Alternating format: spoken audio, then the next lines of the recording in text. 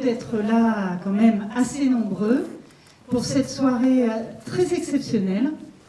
Et je dois dire que je suis particulièrement émue même, venez Serge que vous soyez dans la lumière, de recevoir Serge Toubiana. Quand même, je crois qu'on peut...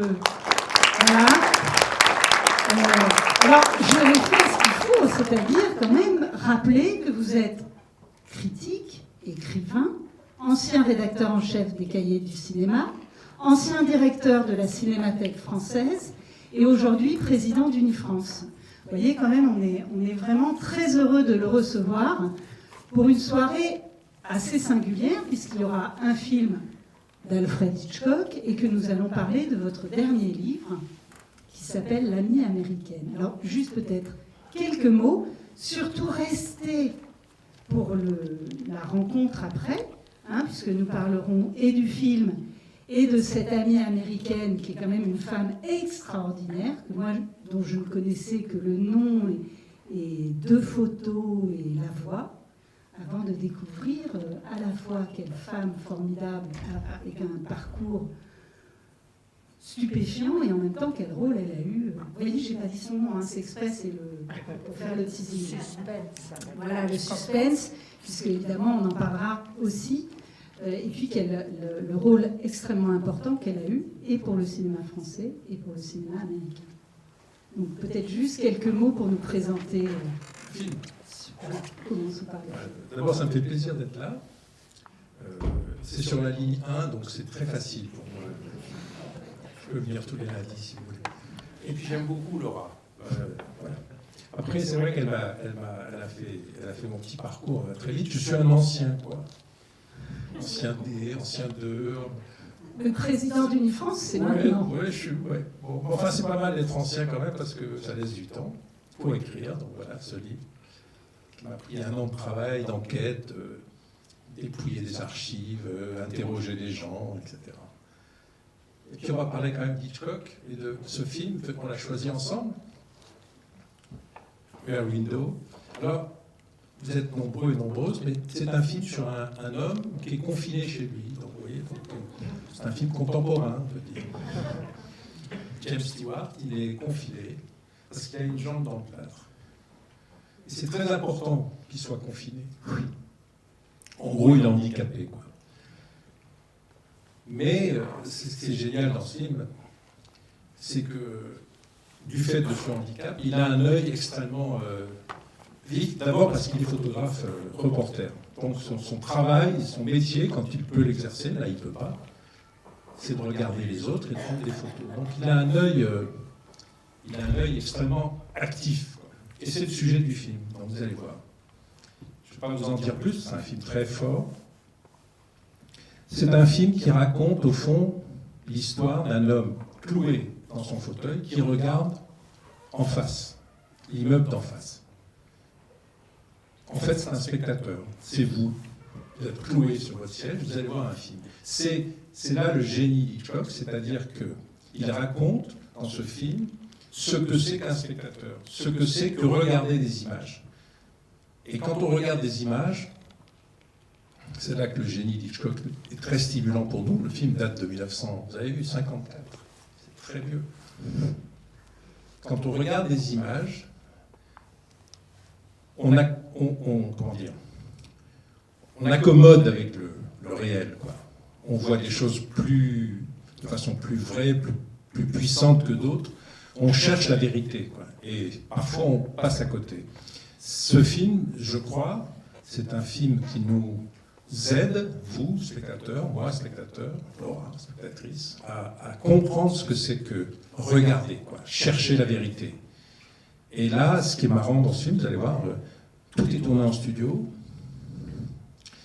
Et ce que voit James Stewart dans le film, il le voit avant les autres, quoi. Il voit quelque chose que nous, on n'a pas vu. Et il faut que ce qu'il a vu deviennent la vérité du film. Et c'est ça le processus dans lequel on est embarqué, de façon géniale, de façon intelligente, avec beaucoup de séduction, avec un peu de frayeur aussi. Et puis il y a la sublime Grace Kelly, qui est sa fiancée. Et vous allez voir une chose que j'ai du mal à comprendre encore, c'est que elle est folle de lui, elle est magnifique, elle est folle de lui, et lui, il n'a pas envie de se marier avec elle. Et je trouve que c'est une énigme intéressante. Vous comprendrez pourquoi et comment Hitchcock résout cette énigme. Voilà, j'en dis pas plus. C'est un petit coquin. Comment ? Aussi. N'oublions jamais que c'est un petit coquin au sens le plus jubilatoire du terme. Oui.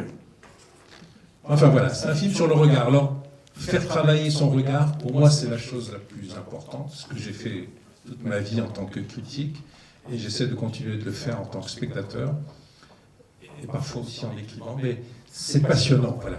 Et donc c'est un film très intelligent, et vous allez avoir du plaisir à le voir. Et comme on est en période de confinement ou en fin de confinement, on a tous vu des films pendant le confinement, à la télévision, chez soi, sur les plateformes, tout ce que... Et moi, je trouve que cette période, elle est bizarre. On préférerait être plus libre, ne plus porter de masque, sortir dans la rue, s'embrasser, se toucher. Bon, enfin bon, ça va durer le temps que ça dure. Mais je pense, c'est une chose qui me frappe, c'est que le cinéma était au cœur de nos vies pendant tous ces mois, quoi. Vraiment, on a eu besoin du cinéma. Sans le cinéma, je ne sais pas comment on aurait fait. Alors, on regarde aussi des séries, pour ceux qui aiment ça. Bon, mais le cinéma, sans le cinéma, je crois qu'on aurait... Je ne sais pas ce qu'on aurait fait, mais enfin, on aurait eu vraiment à souffrir beaucoup. Et je parlerai des séries tout à l'heure, ça m'intéresse, parce que je regarde des séries actuellement. Et il y a une chose qui me semble très différente entre les séries et les films, c'est que, enfin, c'est pas l'un contre l'autre, mais c'est l'un avec l'autre, ou selon moi, je préfère quand même le cinéma de loin. C'est que le cinéma, on monte au filet, quoi. J'ai regardé la finale de tennis hier. Donc, au cinéma, on monte au filet. Dans une série, jamais, quoi. Il n'y a pas le même tempo, quoi. Et moi, j'aime bien monter au filet, quoi. Bon, et Hitchcock, c'est le roi du filet, quoi. Alors, il cogne. Voilà, c'est une différence, mais on va y penser, quoi. Voilà. Bon. Eh ben, écoutez, je vous souhaite une excellente projection et on se retrouve à l'issue de la projection pour dialoguer avec Serge Tourbiana. Merci beaucoup. Alors, l'héroïne de mon livre, elle a un lien avec Hitchcock, hein, je vous le dis tout de suite. C'est pas... Vous verrez. D'ailleurs, après le carton qu'on mettra pendant le débat, n'aura pas la même photo. Vous voyez comme quoi on a un peu travaillé. Voilà, très bonne projection. Merci. Évidemment, on va commencer par parler de fenêtres sur cour, Rear Window, dont vous avez déjà présenté un petit peu le film, et dont on a revu les dernières 20 minutes. Donc je sais qu'il y en a quand même beaucoup d'entre vous qui le redécouvriez, qui le découvraient plutôt sur grand écran. Je crois que c'est toujours une expérience un peu singulière, et d'autant plus singulière que nous avons, nous spectateurs, comme vous l'avez dit, une place dans le film. J'aimerais bien que vous repartiez de ça, avec, là en revoyant, il y a toujours un plan du film qui, bon, pour moi c'est d'une beauté et d'une très grande intelligence, comme vous l'avez très justement rappelé en introduisant le film, mais par exemple, à chaque fois, il y a un plan à la fin qui me stupéfie à chaque fois, c'est ce moment où, alors que Thornwell, comment Lisa est au commissariat, qu'il vient d'avoir Doyle au téléphone, et le téléphone ressonne, il va trop vite, il répond, et on comprend que c'est Thornwell qui le piège en fait. Et il y a cette chose incroyable où on est un petit peu au-dessus de James Stewart, et le mouvement qu'on attendrait d'un mouvement de caméra, c'est lui qui le fait en se tournant sur la chaise. Je sais pas, j'avais envie de vous entendre là-dessus, parce qu'à chaque fois, je vois ça, pourtant je connais le film par cœur, et j'en reste stupéfaite. Comme si à un moment donné, comment dire, cette place du spectateur qui est la sienne, et qu'à un moment, je sais pas, il y a quelque chose de vertigineux, sans vouloir faire de mauvais jeu de mots tout avec simplement, Hitchcock. on comprend qu'il va être menacé physiquement, que l'autre va arriver, et que c'est un monstre, c'est un ogre. Physiquement, il fait le double, son gabarit est énorme, et plus il se rapproche, parce que c'est un film sur sur ce qui est fondamental dans le regard, c'est ce qu'on voit de près, ce qu'on voit de loin, et comment les choses se rapprochent, et plus elles se rapprochent, plus elles deviennent menaçantes. Et c'est vrai que là, il est terrorisé, il est paralysé, il est plus faible physiquement, et il sait que l'autre va arriver, et il se sert de quoi? De son arme à lui, qui est son appareil de photo, quoi. Donc, il lui envoie des flashs dans la gueule. Donc la lumière sert à vaincre l'obscurité. Mais, donc c'est un peu dérisoire, mais il essaie de gagner du temps. Mais moi, ce que je trouve formidable en le revoyant encore un peu chaque fois, par rapport à aujourd'hui. Aujourd'hui, on est au cinéma, là, on est au cinéma à grand écran, mais enfin, on rentre chez soi, on regarde la télévision. En fait, ce que voit James Stewart depuis son appartement, c'est des petits écrans de télé, quoi. C'est-à-dire qu'il voit les gens chez eux, dans des scènes quotidiennes, banales, familières, avec chaque fois des petites scénettes qui racontent l'histoire de l'humanité, quoi. La femme seule et suicidaire, le musicien alcoolo mais créatif, le couple qui fait l'amour et qui ferme son rideau, le couple qui a un chien mais qui considère le chien comme un enfant, quasiment leur enfant. Enfin, on a des scènes de la vie qui sont dans des petits cubes, quoi. Et en fait, c'est la télévision, quoi. Les gens sont dans des écrans de télévision pour Hitchcock, quoi, et pour le personnage du film. C'est génial, quoi. C'est-à-dire qu'Hitchcock, qui était très, très, très intelligent, vous le savez, mais qui a fait de la télévision, hein, beaucoup. Il a fait énormément de Hitchcock Presents, une 60aine d'épisodes sous son autorité, qu'il a réalisé ou qu'il n'a pas réalisé, mais il avait compris que la télévision arrivait. Il en a compris le sens tout de suite, et l'importance tout de suite, et la menace aussi pour le cinéma.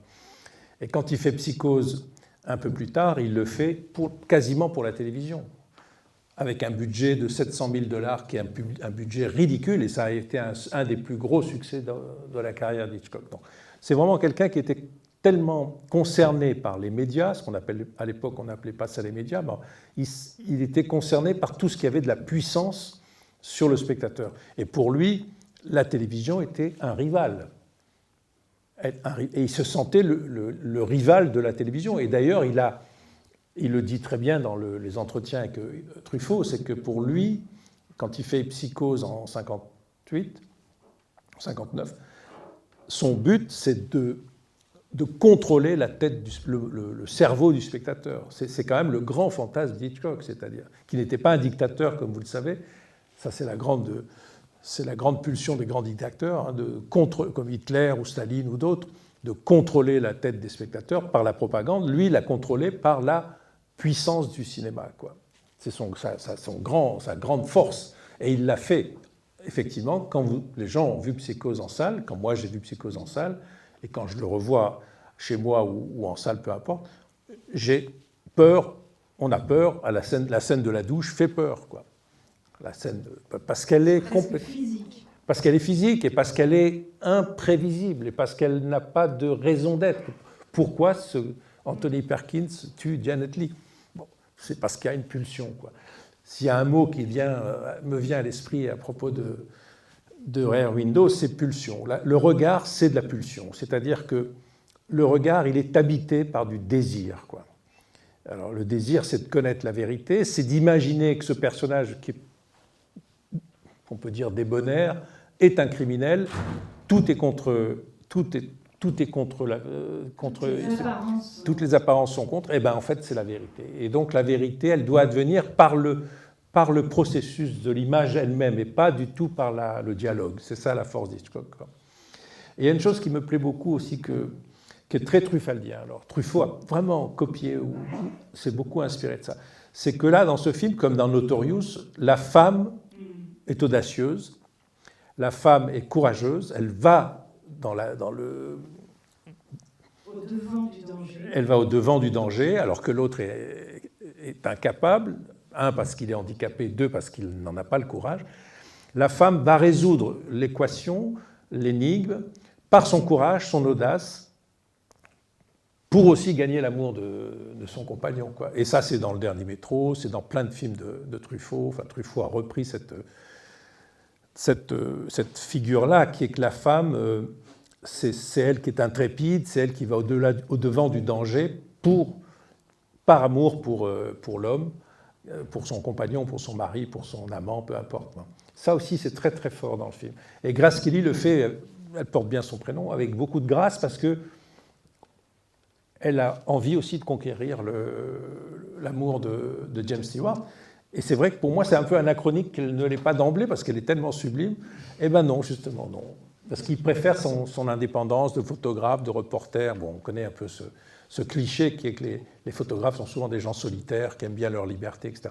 Mais elle le fait par amour. Et elle est récompensée, évidemment, puisque à la fin, le dernier plan, elle est à côté de lui, elle lit Harper Bazar, mais donc elle a conquis son couple. Quoi, oui. Et surtout, il dort avec un sourire de béatitude complet, ce qui est ça répond complètement à la scène d'ouverture, hein, où on part de ce qu'on voit, de toute cette cour, etc. Et on arrive sur lui en train de dormir, mais suant. On sent bien que c'est l'été. Dès le début, on sent qu'il fait chaud. C'est New York, il fait chaud. On sent, il transpire. On sent quand il veut se gratter, la démangeaison est là, etc. On sent de façon très physique le film. Ça c'est la force d'Hitchcock, quoi. Par des détails, des choses très, très physiques, quoi. Pas du tout intellectuelles, pas du tout théorisées, pas du tout scénarisées.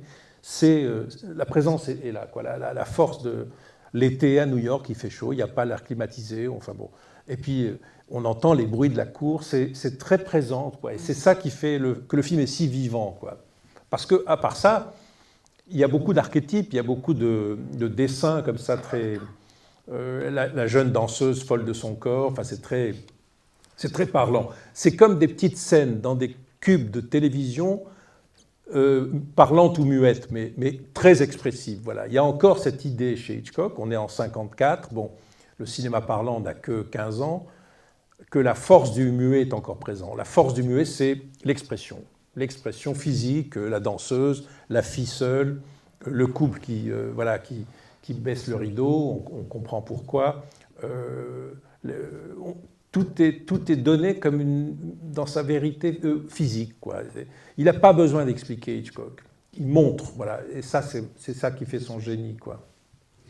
Alors, je vais quand même, parce qu'après on va retourner vers, puisque maintenant on la voit, on peut la nommer Helen Scott, qui est au-dessus de nous, là, auquel vous avez consacré votre livre. Mais avant, j'aimerais bien que la salle puisse parler un petit peu, échanger avec vous sur le film. Dans le film, on voit, il regarde ses voisins, il voit ses voisins, mais en même temps il les entend. Et chaque fois qu'on voit un des voisins, on entend aussi la scène.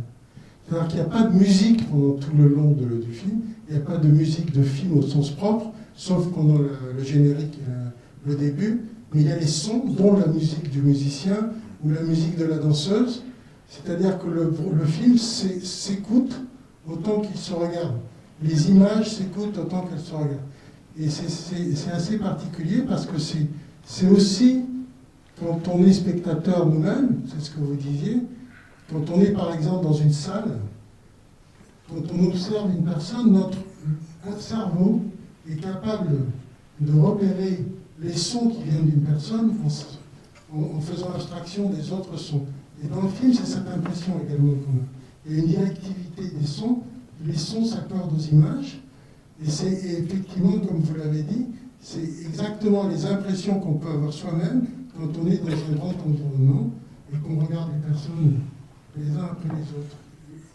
Et je trouve que ce film, pour ça, c'est pour ça que je disais que c'est un film qui s'écoute autant qu'il se regarde, parce que la bande sonore est absolument extraordinaire. On entend les bruits des voitures, on entend mais quand il faut, et jamais tout en même temps, et juste comme il faut. Et juste un dernier point, l'introduction est extraordinaire aussi. C'est-à-dire qu'avec un mouvement de caméra au début, ou 2 ou 3 mouvements, on voit à la fois l'environnement, la cour, tous les voisins, mais en même temps le mouvement de caméra à l'intérieur, avec juste le mouvement, on voit le nom de la personne, puisqu'il y a son nom sur son plâtre, on voit les photos, on voit l'appareil photo écrabouillé, on sait qu'il est photographe, qu'il a eu un accident, on voit même la photo de la voiture avec les pneus qui arrivent sur lui. En l'espace de 30 secondes, on sait qui est le personnage, on sait quel est son métier, on sait ce qu'il a fait, et on sait comment il a eu un accident alors qu'il n'y a pas eu un mot et il n'y a rien eu. Ben ça, c'est le système d'Hitchcock, c'est-à-dire qu'en très peu de plans, on fait l'économie du récit, quoi. Dans tous les autres cinéastes, ils racontent, ils mettent ça dans le dialogue pour que le spectateur soit informé, au courant, à jour, parce qu'il n'y a rien de pire pour un cinéaste que le spectateur ne soit pas, au moment où la scène se passe, dans le coup pour la comprendre. Avec Hitchcock, ça va très vite, et effectivement, ça se passe par uniquement soit des images, soit par le visuel et le sonore. Vous avez raison, le son, c'est très important. Et le son de la cour est très particulier. En plus, c'est un son de studio. Pour ceux qui reconnaissent un peu moi, je reconnais assez facilement, à force de voir des films, quand c'est un bruit de studio, quoi. Les bruits de rue sont poussés à l'extrême. Donc ça sonne aussi le faux, si vous voulez. Ça sonne le vrai et le faux en même temps, parce que c'est du studio. Et là où il est très fort, et son décorateur aussi, il y a la petite percée sur la rue, on voit rien, mais on voit tout en même temps, on comprend tout. Voilà. C'est génial. C'est un film d'une précision, d'une minutie, d'une efficacité maximale. C'est là la force d'Hitchcock, quoi. Il n'y a rien de perdu, tout doit être efficace et surtout que tous les spectateurs soient synchrones avec le récit, quoi. Que personne ne soit largué, quoi. Moi, ce que j'ai apprécié, c'est le jeu de ce couple. C'est-à-dire qu'au début, c'est lui qui est intrigué par le comportement de l'homme. Il fait à sa manière de journaliste aventureux. Donc il déduit, il imagine une histoire qui par la suite se révélera vraie. Mais elle, au début, elle n'y croit pas, mais quand tout d'un coup, il commence à parler du sac, elle, en tant que femme, surtout elle est toujours très élégante, elle réagit en tant que femme et c'est là qu'elle commence à s'intéresser justement à l'aventure. Et c'est tous les deux qui finissent par agir, quand l'un ne s'intéresse plus, c'est elle qui prend l'affaire en main et réciproquement. Je pense que c'est tous les deux, et le courage vient de tout d'un coup, quelque chose qui lui saute aux yeux. Comment peut-on oublier un sac, une femme avec ses bijoux? C'est pas possible. Donc ça la motive. Et puis cette complicité qui naît, voilà, j'ai beaucoup aimé moi le jeu entre tous les deux là. Ça va de l'un à l'autre. C'est un petit peu compliqué au début. Comment va ta jambe? Ça va, mais Lisa, hein, Fremont, je pense à Jean Douché, que nous avons eu le plaisir de recevoir ici, et à la manière dont il parlait des films d'Hitchcock. Et je ne peux pas m'empêcher de réentendre autrement un certain nombre de scènes et de remarques, voilà, qui mettent aussi en scène un petit peu des choses de la manière dont effectivement il y a ce plan très beau où à partir du moment où ils regardent le regard, puisque vous en parlez, ils regardent ensemble vers l'extérieur, ça va être le moment où ils vont pouvoir commencer à être ensemble. Moi, je ne peux pas m'empêcher de penser que le début du film, c'est le jour qui arrive. Ça se sent vraiment, l'arrivée du jour, quoi. On est au petit matin, il a eu chaud toute la nuit, il est paralysé, il s'emmerde un peu, quoi. Et je me demande si, au fond, tout ce film ne pourrait pas se résumer à ça. Il s'ennuie tellement qu'il a besoin de trouver un excitant, quoi. Et donc, voilà, il va inventer cette histoire, qui va s'avérer juste et vraie, pour un peu avoir une journée plus excitante. Vous n'avez pas eu ce sentiment? Moi, j'ai un peu ce sentiment, au fond. Il faut bien qu'il s'amuse un peu, sinon il s'ennuie, quoi. Il est paralysé, il fait chaud, il n'est pas totalement convaincu qu'il va épouser cette jolie femme, Lisa, qui est pourtant magnifique. Il lui faut quelque chose de... Il a besoin d'excitant, quoi, James Stewart. Il a besoin que la journée soit un peu marrante, quoi. Moi, je crois que ça... Parce que c'est vraiment ça, l'idée du jour qui arrive, et puis une histoire arrive avec, quoi, voilà. Je vais revenir sur les raisons qui poussent James Stewart à se plonger dans cette histoire et dans la vie de ses voisins. Et je ne suis pas totalement d'accord avec vous sur l'idée de s'ennuyer et de vouloir mettre un peu de piment. à ces journées. J'y vois peut-être plutôt le sentiment d'une fuite, parce qu'il fuit la réalité de sa relation avec Grace Kelly. Je verrais plus ça comme un refus d'ouvrir les yeux sur sa propre vie et sur ce qui se passe dans son espace confiné, plutôt que sur une quête d'ouverture vers l'extérieur. Je ne sais pas si je fais bien comprendre. D'un certain côté, le film peut, comme très souvent chez Hitchcock, aussi être vu comme quelque chose qui met en... comment dire, qui travaille sur cet espace entre le rêve et la réalité. D'ailleurs, le film commence par James Stewart endormi et finit par James Stewart endormi, sauf qu'on passe d'un sommeil qui a l'air d'être un peu déplaisant à un vrai rêve avec une certaine forme de sourire béat dont je vous laisserai... Oui, Voilà. vous disiez tout à l'heure que le fait de regarder chez le voisin lui servait de divertissement. Et moi, je voudrais mettre l'accent sur le fait que ça me paraît finalement quelque chose qui est assez courant. Quand on est enfermé chez soi, combien de gens regardent l'immeuble en face et imaginent des choses. Je me souviens que personnellement, quand j'étais enfant, je dessinais des maisons et j'y dessinais des scènes comme des familles dans les maisons. Ça fait partie du rêve. Et à partir de ça, il peut imaginer des scènes qui se passent, donc il peut imaginer un meurtre. C'est pour ça que j'ai presque été déçu que ce soit vrai. Tellement ça... Pour moi, c'est un film poétique. Et Hitchcock, pour moi, est un grand poète. Alors, quand on dit ça, on a l'impression alors que c'est très trivial souvent, c'est le roi du suspense. Mais en fait, c'est poétique. C'est vrai que il se réveille, ça pourrait être complètement sorti de son imagination et y revenir à la fin. Moi, ça me convient tout à fait. Oui. Ça conviendrait très bien à Hitchcock aussi. Ouais. Oui. Ça me convient tout à fait de lire le film comme une pure rêverie.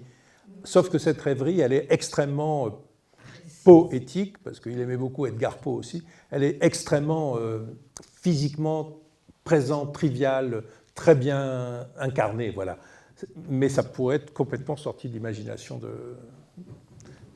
de James Stewart. Alors, une dernière question, et on va après, parler on va parler du livre. Le démarrage, c'est quand même le cri dans la nuit. No, don't. C'est ce cri-là qui va tout déclencher chez lui, quand même. Parce qu'il va se mettre à focaliser sur ces fenêtres-là plus particulièrement. C'est ce cri qu'il y a là dans la première nuit. Quand, le cri du meurtre, en fait. Le cri du meurtre. Oui. Et le lendemain, plus rien ne s'ouvre, etc., etc. Enfin, en même... C'est le démarrage, pour moi, de son intérêt pour ces fenêtres, les 3 fenêtres. On pourrait presque dire qu'au fond, dans ces rêveries au sens de rêve éveillé, puisque je crois me souvenir qu'il y a dans l'entretien Hitchcock, Truffaut, Hélène Scott, maintenant il faudrait ajouter son nom, un moment où où Truffaut parle à Hitchcock de combien est-ce que le matériel du rêve vous sert dans l'écriture de vos films, et Hitchcock répond daydreaming, donc le rêve éveillé. Et effectivement, ce film-là peut être aussi en est l'incarnation, c'est le mot. Alors juste pour qu'on passe du film à votre livre, dans la préface à la dernière édition, évidemment, j'ai pas pris mes lunettes, je vous cite, donc c'est le texte de François Truffaut. En 1962, me trouvant à New York pour y présenter Jules et Jim, je m'aperçus que chaque journaliste me posait la même question. Ouvrez les guillemets. Pourquoi les critiques des cahiers du cinéma prennent-ils Hitchcock au sérieux ? Il est riche, il a du succès, mais ses films n'ont pas de substance. L'un de ces critiques américains, à qui je venais de faire pendant 1 heure l'éloge de Rear Window, donc fenêtre sur cour, me répondit par cette énormité. Vous aimez Rear Window parce que n'étant pas familier de New York, vous ne connaissez pas bien Greenwich Village. Je lui répondis, Rear Window n'est pas un film sur le Village, mais tout simplement un film sur le cinéma, et je connais le cinéma. Donc,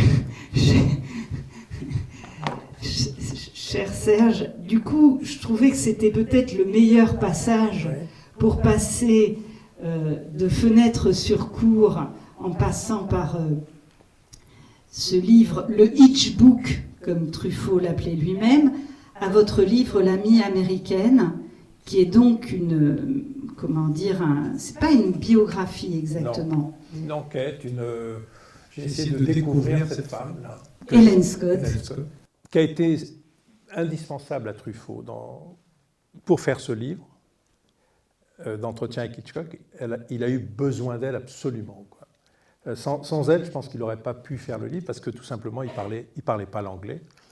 Et qu'Hélène Scott l'a aidé considérablement.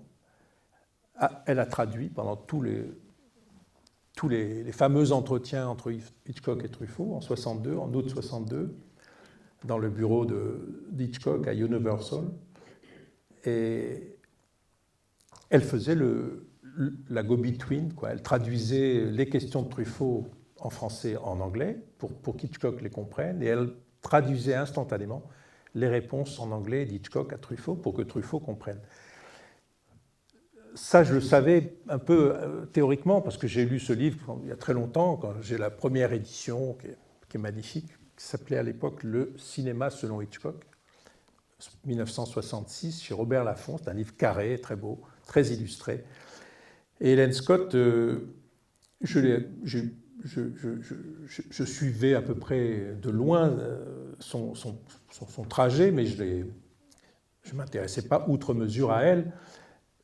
En fait, je l'ai connue à la mort de Truffaut à Paris. Elle vivait à Paris et on a eu une relation très courte parce qu'elle est morte en 1987, mais assez intense. J'ai retrouvé mes lettres, les lettres que je lui envoyais, les lettres qu'elle m'envoyait, parce que moi, j'essayais de la convaincre de raconter sa vie. Voilà. Donc, pour ceux qui sont un peu cinéphiles et qui connaissent le livre Hitchcock-Truffaut, par exemple pour moi, Hélène Scott, c'est juste cette femme sur la photo, celle qui traduit, celle dont on entend, puisqu'il y avait eu une grande traversée sur France Culture il y a des années où vous aviez d'ailleurs, vous avez permis qu'on puisse entendre les bandes. Un jour, j'ai trouvé les bandes. Voilà.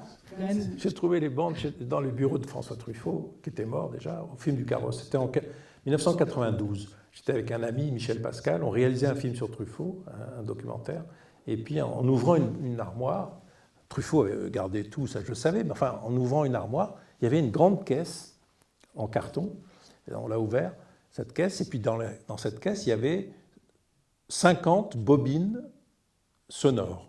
À l'époque, on appelait ça vous savez comment on appelait ça ? Des bandes magnétiques.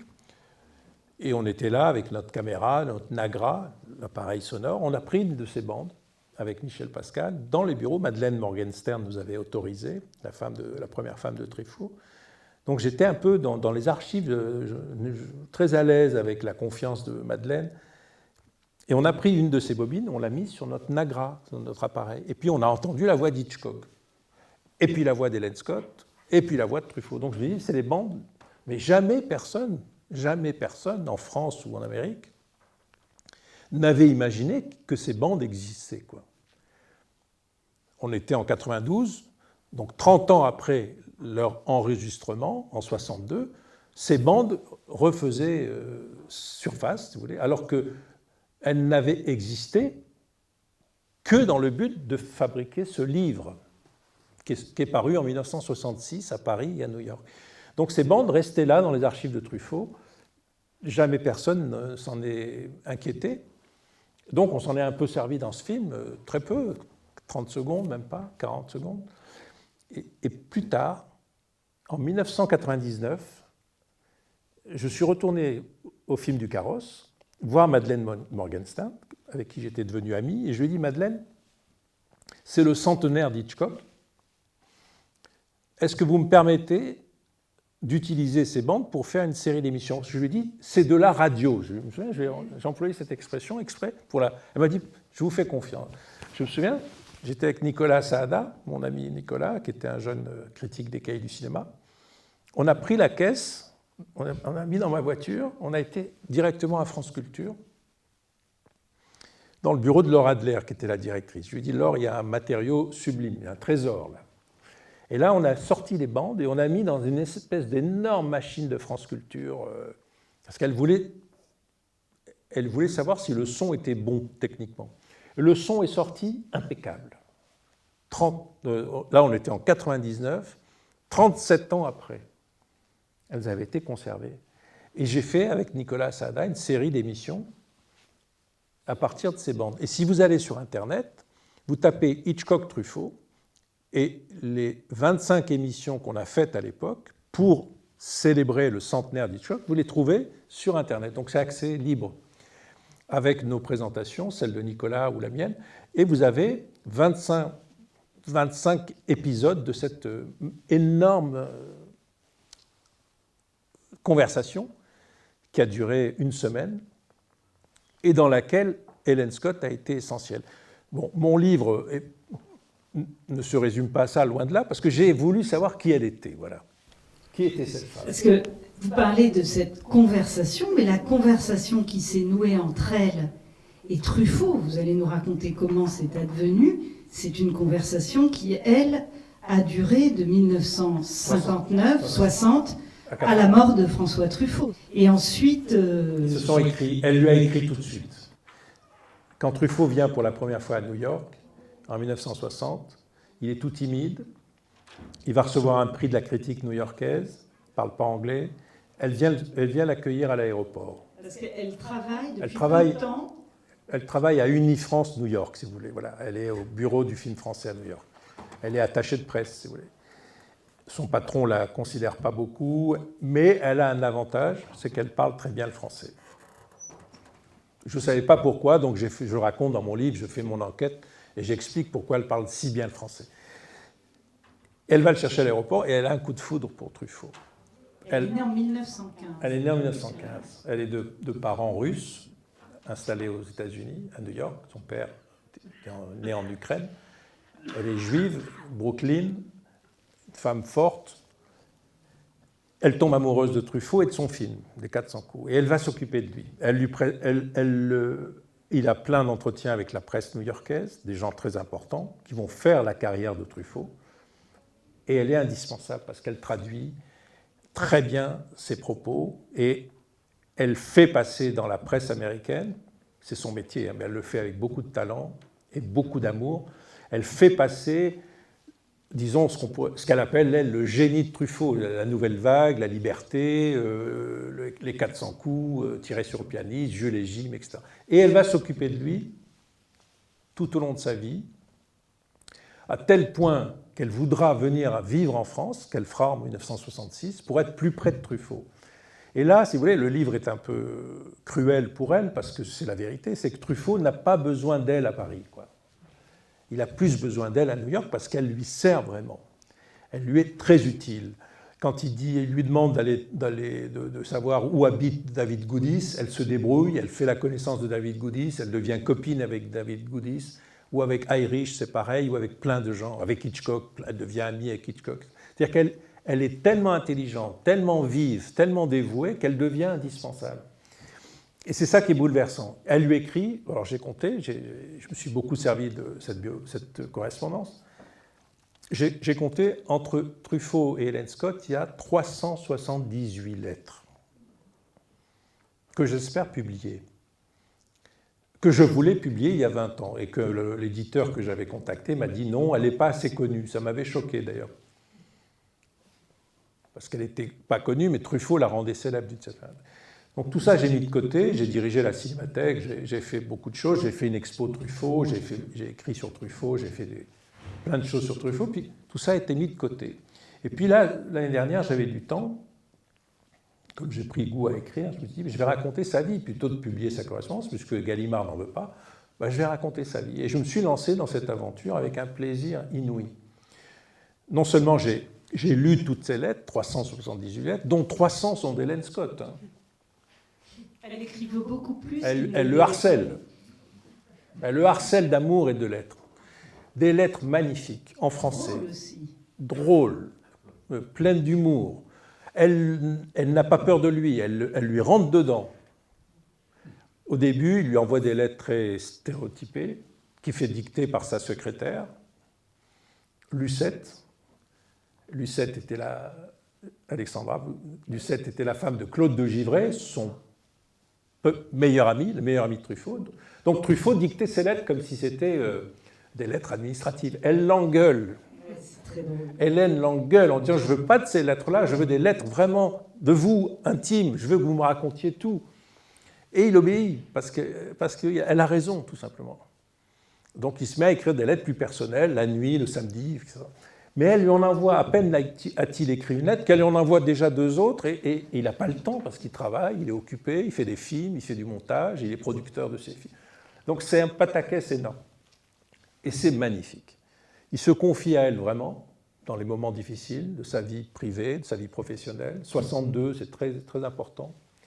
61, quand il signe, pour ceux qui connaissent, il signe le manifeste des 121. C'est un épisode très important de la vie culturelle et politique française pendant la guerre d'Algérie. Vous savez que l'armée française a torturé en Algérie, je veux pas tout ça c'est maintenant à peu près admis par tout le monde, mais il y a des intellectuels, dont Simone de Beauvoir, Jean-Paul Sartre, Marguerite Duras, Mascolo, le mari de Duras, et tout, font un appel, le manifeste des 121, appelant à l'insoumission les soldats français. C'est vraiment un truc très, très violent, quoi. Et Truffaut le signe.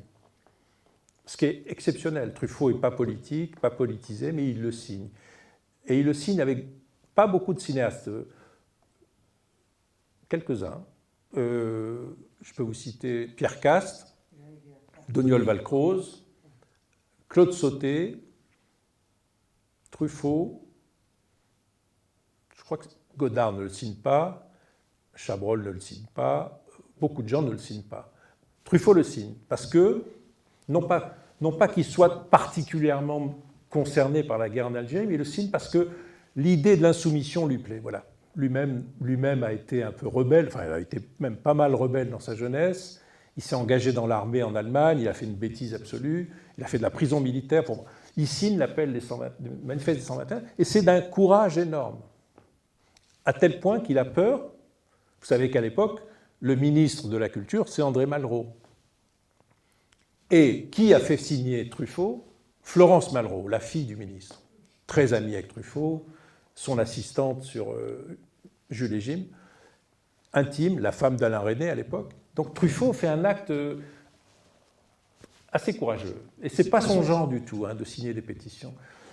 Et Hélène Scott l'encourage, elle est bouleversée. Pourquoi? Je me demandais pourquoi. Oui, pourquoi? Pourquoi elle est si concernée? Parce qu'elle-même... Alors, c'est là que là, on rentre dans quelque chose d'extraordinaire. Là. J'ai fait une enquête. Elle a une vie d'engagement politique, communiste en France, syndicaliste à New York. Aux côtés, alors pour quelqu'un, je vais citer un nom qui va évoquer très peu de choses, peut-être pour les plus anciens d'entre nous, Geneviève Tabouy, qui était une grande figure de la presse et de la presse diplomatique française avant-guerre, et qui s'est retrouvée envoyée à New York en 1940 sur la recommandation de Churchill pour convaincre les Américains et surtout Roosevelt de s'engager aux côtés des forces libres. Et cette femme, Geneviève Tabouy, choisit comme assistante Hélène Scott. Ça, je l'apprends, mais en lisant des livres de Geneviève Tabouy qui sont dédiés à Hélène Scott. Pourquoi choisit-elle Hélène Scott? Hélène Scott parle français, couramment. Elle connaît la vie new-yorkaise. Elle aide Geneviève Tabouy dans tous les secteurs auxquels elle s'intéresse, c'est-à-dire non seulement la culture, les universités, le commerce. Elles deviennent amies avec Eleanor Roosevelt, la femme du président américain, qui était une femme, visiblement une personnalité énorme, très engagée, beaucoup plus à gauche que son mari, ayant des amis communistes, surveillée par la CIA, surveillée par le FBI, la femme du président. Hélène Scott reste pendant 3 ans aux côtés de Geneviève Tabouy et organise la résistance française aux États-Unis. En 1943, elle prend un bateau, et ça c'est une aventure, et elle va à Brazzaville, c'est très long le voyage, pour rejoindre Radio Brazzaville, que le général de Gaulle, depuis Londres, avait suscité, dont il avait suscité la création pour organiser à travers le monde la voix de la France libre. Et Hélène Scott traduit du français en anglais. Elle y passe 2 ans. Elle a un amant dont elle parle à Truffaut parfois dans des lettres, mais c'est très secret tout ça. En 1945, elle revient à New York. Elle rentre aux Nations Unies. Elle s'en fait expulser au bout de quelques mois parce que communiste. Elle fait partie de la délégation avec le juge Jackson au tribunal de Nuremberg. C'est du lourd, ça. Le juge Robert Jackson est l'homme qui a fait le tribunal de Nuremberg, qui a jugé les 22 dignitaires nazis. Il y a les images, j'ai cherché dans les images, je cherchais Hélène Scott comme un fou, je n'ai pas trouvé, mais elle était dans l'entourage, plutôt basée à Paris. Quand elle en parle à Truffaut, Truffaut s'en fout complètement. Elle, c'est sa vie. Elle revient, c'est là qu'elle rentre aux Nations Unies, elle se fait expulser, elle crée un journal de gauche américain en 1946-1947. Le macartisme arrive, on lui retire son passeport et elle passe 10 ans dans la misère totale, incapable de sortir de son pays, blacklistée, plus de boulot, des petits boulots horribles et tout. Et elle est sauvée en rentrant en 1959 à Unifrance New York, parce qu'elle parle français, qu'elle est maligne, qu'elle est vive, qu'elle sait écrire, etc. Bon, tout ça, Truffaut n'en parle jamais, il ne sait pas, il ne veut pas le savoir, ça ne l'intéresse pas, c'est trop politique, lui il s'intéresse qu'au cinéma, J'ai fait l'enquête. Et je découvre ce personnage génial, courageux, ayant souffert, merveilleux, une femme merveilleuse. Donc j'ai voulu faire ce livre, j'ai fait ce livre pour lui rendre hommage, pour la sortir de l'ombre dans laquelle elle était toute sa vie. Elle a été une femme, un personnage secondaire, si vous voulez, comme on dit au cinéma. J'en ai fait une héroïne parce qu'elle était une héroïne. Et je vais plus vite parce que je ne veux pas vous emmerder, mais elle est enterrée à côté de Truffaut, quoi. Elle est à 3 mètres, 4 mètres. J'ai été encore, il y a 6 mois, au cimetière de Montmartre. J'avais été il y a longtemps, la tombe de Truffaut est toujours là. Et à 4 mètres, 3 mètres et demi, il y a Hélène Scott. Et j'ai dit, mais pourquoi, alors Madeleine, pourquoi est-elle si près de Truffaut? Elle m'a dit, parce que j'ai voulu. J'ai voulu qu'elle soit enterrée à côté de lui. Et je trouvais ça, Madeleine Morgan. Voilà. Je trouvais ça bouleversant que Madeleine, qui est une femme merveilleuse, que j'aime beaucoup, parce qu'elle aimait beaucoup Madeleine, parce qu'elle aimait beaucoup Hélène, et Hélène était la tante des filles Truffaut. C'était tante Hélène, si vous voulez. Eh bien, elle est enterrée à côté de son amie. Elle n'a pas supporté la mort de Truffaut. Elle est morte 3 ans après, elle était plus âgée que lui, vous l'avez dit, 15 ans de plus. Mais tout d'un coup, j'ai voulu faire ce livre pour la faire exister comme un personnage important. Alors, elle s'est occupée d'Alain Resnais, elle s'est occupée de Godard, elle s'est occupée de plein de gens. Tous les Français qui passaient à New York entre 60 et 66, et beaucoup y allaient, Jean Douché aussi, qui a logé chez elle, Barbet Schroeder, et j'en passe. Tout le monde a été voir Hélène Scott. Elle était la femme, la référence pour tous les gens proches de la Nouvelle Vague, ou qui faisaient partie de la Nouvelle Vague. Elle était leur interlocutrice, et elle a aidé à faire connaître beaucoup de Resnais, par exemple. Elle avait beaucoup d'estime pour Resnais. Elle a adoré Godard aussi, mais son dieu, c'était Truffaut. Elle l'a adoré. Ma truffe, mon Francisco chéri, François, mon cœur, enfin, une sorte d'adoration. Et ce que je vous disais tout à l'heure, en fait, c'était la mère juive de Truffaut. Truffaut avait des très mauvais rapports avec sa vraie mère, qui n'était pas juive. Détestable rapport, à tel point qu'il n'a même pas été à l'enterrement de sa mère en 68, même pas. Je crois qu'il n'a jamais présenté ses 2 filles à sa mère, tellement il était en froid avec elle, ça se voit dans les 400 coups, tout ça. Hélène, c'était sa mère juive. Et comme Truffaut s'est rendu compte que son vrai père était juif à la fin de sa vie, là, bon, pour moi, c'est une dimension très importante dans le... Non pas dans l'œuvre, mais enfin un peu. Elle apparaît dans Le Dernier Métro, elle apparaît dans quelques films comme ça. Mais je veux dire que l'influence d'Hélène Scott sur Truffaut, sur Madeleine, sur les filles, Laura, Eva, Truffaut, les deux filles aînées, sur Claude Berry, très très proche de Claude Berry, et de beaucoup d'autres. Quand elle s'est mise à vivre à Paris, elle était une sorte de mascotte pour plein de gens. Jean Douché l'adorait. Elle a eu une espèce de passion pour Jean-Pierre Assam, qui est quelqu'un qui a beaucoup compté dans le cinéma français à une certaine époque, qui était un producteur génial, mais un peu fou. Et j'en passe. Et le seul regret que j'ai, et j'ai failli l'avoir, son meilleur ami, c'était Bill Murray. Oui, c'est étonnant, hein.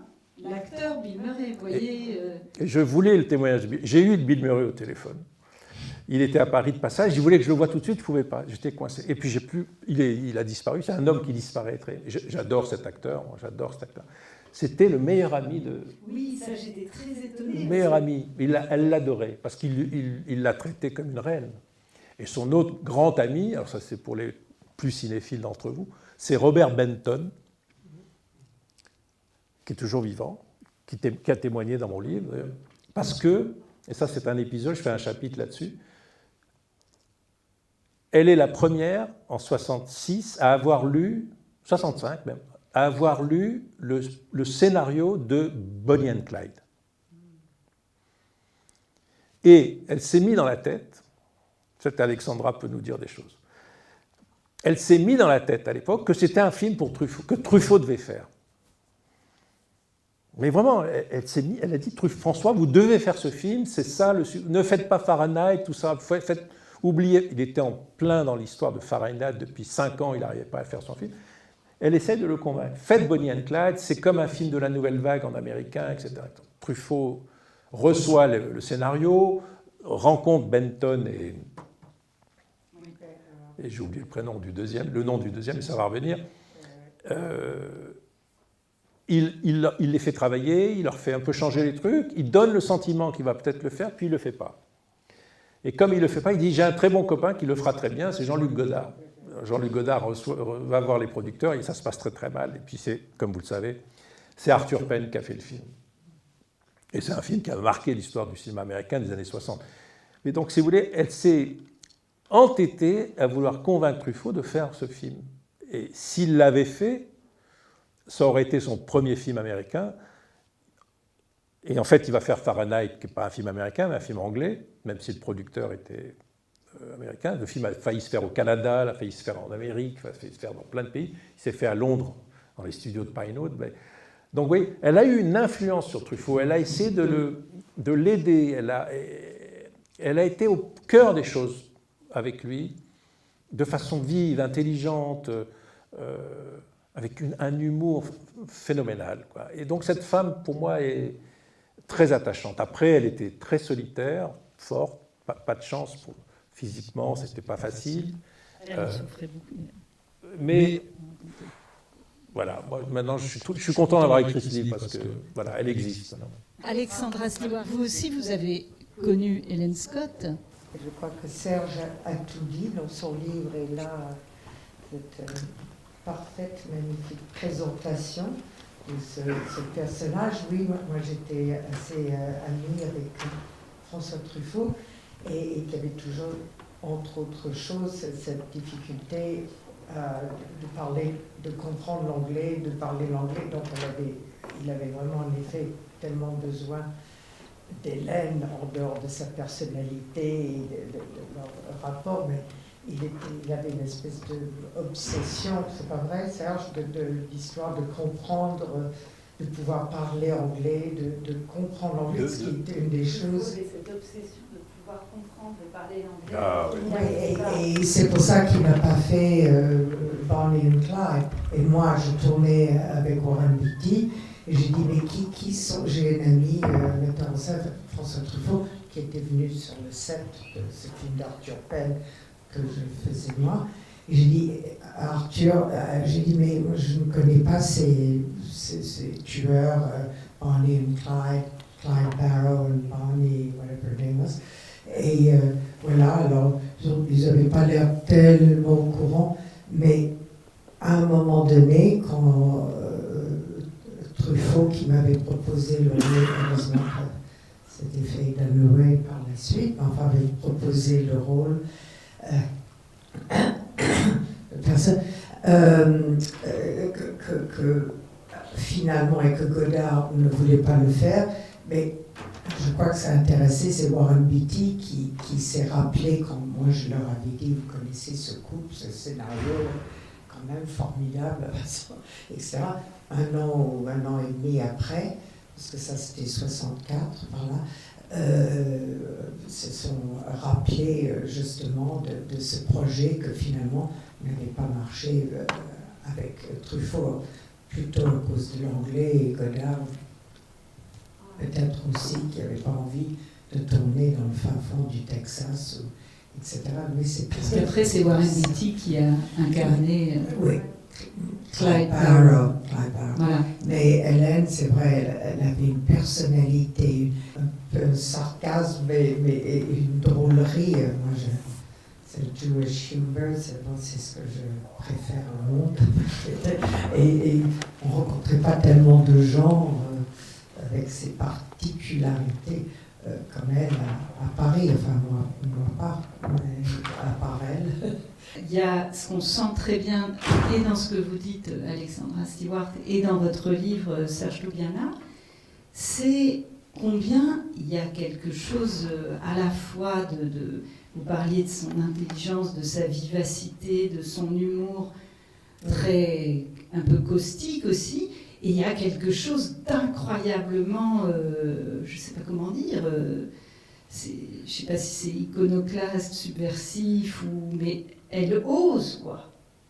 Dans les lettres, c'est super beau, parce qu'il y a à la fois, dans les lettres que vous citez, il y a à la fois tout cet amour pour Truffaut, en même temps les conversations sur les films, hein. Il parle beaucoup des films qu'il voit, qu'elle voit, que lui voit, etc. Et puis il y a le côté à la fois intime et en même temps presque, comment dire, très, très direct aussi. Hein. En fait, elle a 15 ans de plus que Truffaut. Donc en 60, quand lui il a 28 ans, et elle en a 45. À partir de là, leur relation commence. En fait, Truffaut fait son éducation. C'est très émouvant. Truffaut, qui est un jeune mec, mais brillant, vif, intelligent. En 60, il a déjà fait les 400 coups, succès mondial. Il vient de finir de tourner Tirer sur pianiste et il prépare Jules et Jim. Mais il a déjà écrit pendant 7 ans 1 millier d'articles.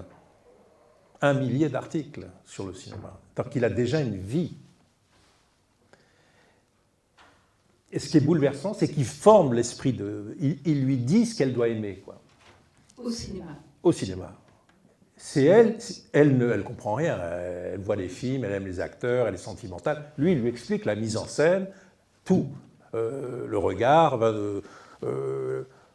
il lui explique ce que c'est que le cinéma. Et il lui dit, voilà, ça c'est un bon film, ça c'est pas un bon. Il lui fait la liste de tous les navets qu'elle va recevoir à Paris, à New York pour en faire la promotion. Et il lui dit, voilà, il faut s'occuper de Rivette, de René, de Godard. Ils sont très amis, Godard et lui. Évidemment, ses films à lui. Les films de quelques cinéastes, mais souvent il est très cruel avec les films dont il dit ça c'est des navets. Il est vraiment encore un critique virulent. Ça c'est ce qu'il lui apprend lui. Ce qu'elle lui apprend, elle, c'est l'insolence, l'impertinence, l'humour, même si Truffaut en avait, mais elle a un humour dévastateur, l'ironie, l'irrévérence, elle lui apprend des choses parce qu'elle n'a peur de rien. Elle a eu peur toute sa vie à cause du macartisme. C'est pas maintenant qu'elle va avoir peur. Elle est passée de l'autre côté. Elle est beaucoup plus... Et c'est formidable leur échange. Lui lui apprend quelque chose, elle lui apprend quelque chose. Vous voyez, c'est un donnant-donnant. Et c'est bouleversant parce que parce que Truffaut, lui aussi, il avait ce tempérament un peu canaille, un peu voyou en lui, vu son origine, son enfance, etc. Mais il commençait à devenir un cinéaste, producteur, son bureau, sa secrétaire, Suzanne Schiffman, un peu hyper protégé, hyper rangé, hyper s'occupant de son œuvre, si vous voulez. Elle lui apprend quelque chose, elle le sort un peu de ses gonds, elle lui apprend un peu l'impertinence. Oui. Et son passé politique parle pour elle. Elle a été courageuse, audacieuse, elle n'a pas fait d'enfants. Bon. Elle a eu pas mal d'amants. Pas mal d'amants, ça n'a pas été... Pas la joie, pas le grand bonheur. Quand même. Un rapport aux hommes beaucoup plus libre. Voilà. Féministe, j'ai oublié de dire, très féministe, évidemment. Avant, elle est féministe, quoi. Elle sait ce que c'est que les luttes, elle raconte des manifs où elle donne des manifs dans des je ne sais pas quelle ville ouvrière du nord américain. Les femmes militantes avaient des chapeaux et des aiguilles dans les chapeaux. Elles piquaient le flanc des chevaux pour se défendre des flics. Oui. Et ça, elle l'a fait. Elle dit qu'elle a fait ça dans les manifs et tout. Alors Truffaut, pour lui, jamais dans sa vie, il n'aura eu l'occasion même d'y penser ou d'y rêver. Vous voyez. Il s'est assagi, on peut dire. Donc il y a cet échange entre eux qui est vachement émouvant, quoi. Manel Labidi. D'abord, merci pour ce livre. C'est vrai que moi, j'ai découvert Hélène Scott grâce à votre ouvrage. J'ai eu l'impression, en fait, de relire une partie de l'histoire du cinéma français et américain, mais à travers un regard nouveau. Enfin, comme s'il y avait une pièce manquante, comme ça, dans l'histoire officielle, que vous rendez visible à nouveau. Et ça, je vous en remercie. Moi, le personnage m'a énormément émue pour beaucoup de choses. Tout d'abord, effectivement, vous la décrivez comme brillante, et c'est le cas, mais j'ai beaucoup été émue par son côté laborieux. Il y a quelque chose comme ça de l'ordre du travail et de la récompense. Enfin, c'est un parcours romanesque au sens pur. Et ça, c'est vrai que c'est quelque chose qui m'a beaucoup touchée. Et ce qui m'a touchée aussi, c'est la relation qu'elle a, en tout cas de ce que je lis, avec les hommes et les femmes. Il y a comme une recherche de réinventer les rapports avec les hommes. Et la relation avec Truffaut, c'est pour moi une expérimentation d'un rapport à la fois amoureux, filial, amical, quasiment mystique. Enfin, il y a quelque chose comme ça d'unique. Et ce qui m'a touchée également, c'est la relation qu'elle a avec Madeleine Morgenstern, avec Suzanne Schiffman. C'est comme des concurrentes potentiellement, et dans un récit un peu, je dirais, de bas étage, on pourrait très bien imaginer cette femme frustrée développant une certaine jalousie. Et j'ai l'impression que ça n'a jamais été le cas. En tout cas, c'est comme ça que vous le décrivez. Et en cela, je trouve qu'il y a une modernité, une singularité dans cette femme qui est extraordinaire. Si c'est ça, c'est ce que je voulais, mais bon, je voulais que ce soit ça, quoi, son portrait.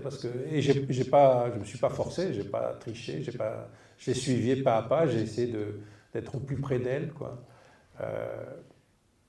Mais elle m'a livré elle-même les bonnes entrées, les pistes, mais j'ai dû découvrir des choses. J'ai oublié de dire une chose tout à l'heure, mais il est probable qu'elle ait travaillé pour l'Union soviétique. Oui.